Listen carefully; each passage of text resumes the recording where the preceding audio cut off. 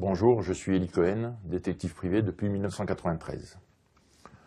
Comment déterminer l'étendue patrimoniale de quelqu'un?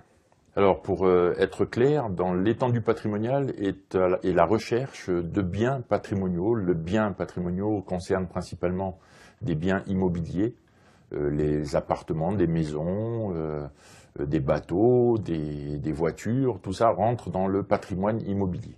Effectuer une recherche de patrimoine immobilier est assez simple.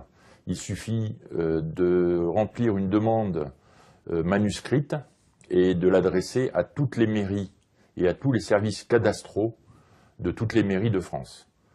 Pour cela, la demande est faite, on va dire, est autorisée à tout simple requérant, et vous êtes un simple requérant, c'est-à-dire que toute personne qui décline son identité et qui envoie cette demande aux services cadastraux, ces services sont en principe tenus de leur répondre.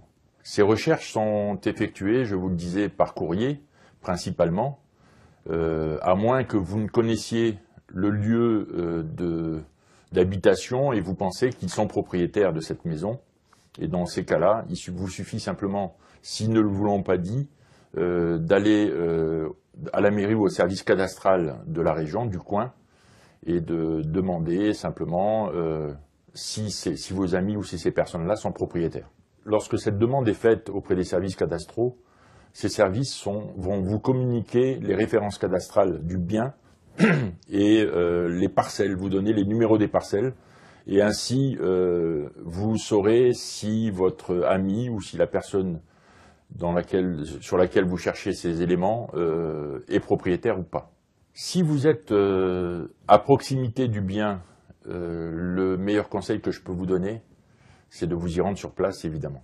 Les détectives privés sont souvent sollicités pour ce genre d'enquête, connaître le patrimoine immobilier d'une personne ou le patrimoine en général.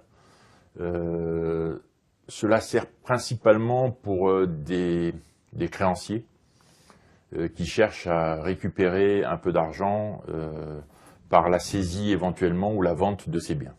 En tant que professionnels, nos actions sont identiques à vous, c'est-à-dire que nous allons adresser à chaque commune, à chaque service cadastral, une demande écrite pour avoir ces informations. La seule différence avec vous, c'est que nos services sont payants. Voilà, maintenant vous savez comment retrouver ou déterminer absolument si la maison d'à côté est bien la propriété de votre voisin.